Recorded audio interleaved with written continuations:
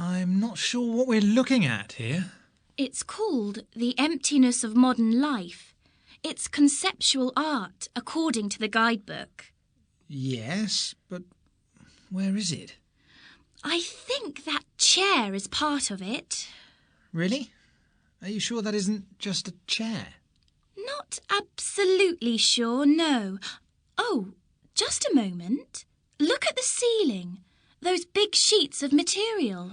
Yes, I see. They're all different shapes, aren't they? A bit like clouds. I suppose so, but clouds aren't green and blue. It's a nice idea, but I'm getting a stiff neck looking at it. Yes, so am I. I wish the sheets of material were on the floor. 2. Well, it depends what you mean by the greatest, doesn't it? How can you compare a comedy with an action film or a western? I mean, personally, I love James Bond films. I love the stunts, the special effects, the music. But would I choose You Only Live Twice? Probably not. I see your point, but I think it's still possible to compare films of different genre. Spielberg, for example, has directed war films, sci-fi films, thrillers, and people are always arguing about which is his best film. Maybe. You need to ask yourself, how good is the acting? Is the film thought-provoking? Is it moving? But are comedies supposed to be moving? Or are they just supposed to be funny? I'd argue that they can be both funny and moving. And moreover, that the best comic actors, like Bill Murray and Steve Martin, can make you laugh and cry. I don't agree. 3. What are you watching? It's a documentary about Siberia, but it's just finishing. What's on next? Nothing on this channel. What about BBC One? Hang on, I'll have a look at the TV listings. There's a new sitcom, first episode.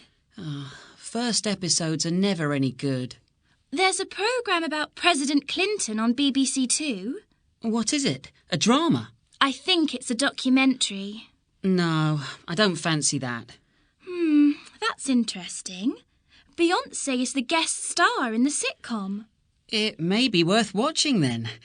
Let's give it a chance, shall we? OK, that's fine by me. Pass the remote control. 4. Well, this is it. Basically, I came up with the idea because, well, I love oranges, but I hate peeling them. I see. So, this is a machine that peels oranges automatically. How much would it cost in the shops? About £15. I see. That's a reasonable price. But peeling an orange isn't so difficult, is it? Why get a machine to do it? It's quicker. Not when you have to get the machine out, plug it in, clean it afterwards. Well, maybe, but... I'm sorry, I just don't think I can invest money in this. I just don't think it would be popular enough with the consumers.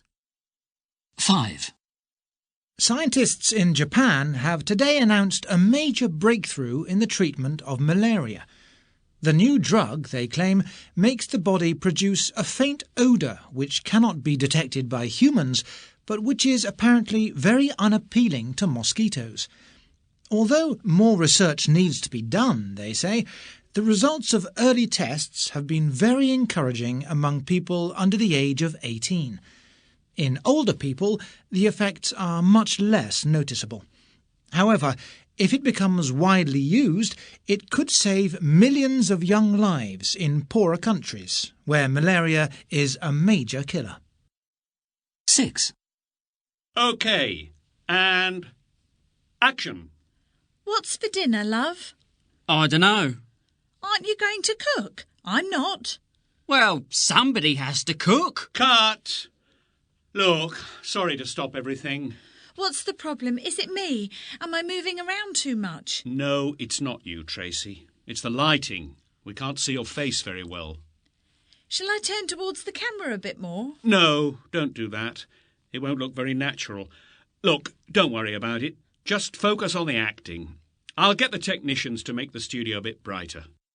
Shall we take a break then? Yes, take 10 minutes. 7. It was simply amazing. I've never seen such wonderful dancing. It was so moving. Was it modern dance? Yes, it was. And the choreography was excellent.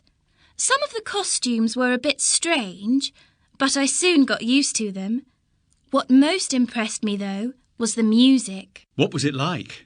Well, it was a mixture of different styles, jazz, classical, rock, but all put together very carefully.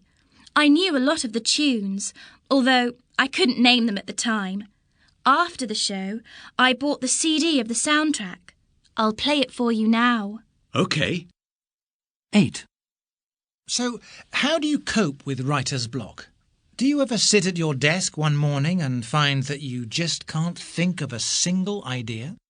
Yes, I get that quite regularly, although it doesn't last for long. Usually, if I can't think of any ideas, I stop trying.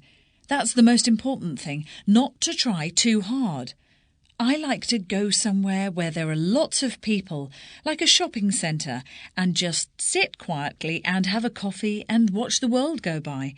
I often see people who give me ideas for characters, and if there's a part of the plot that I just can't sort out, I just drink coffee and wait for an idea to come. It usually does, sooner or later.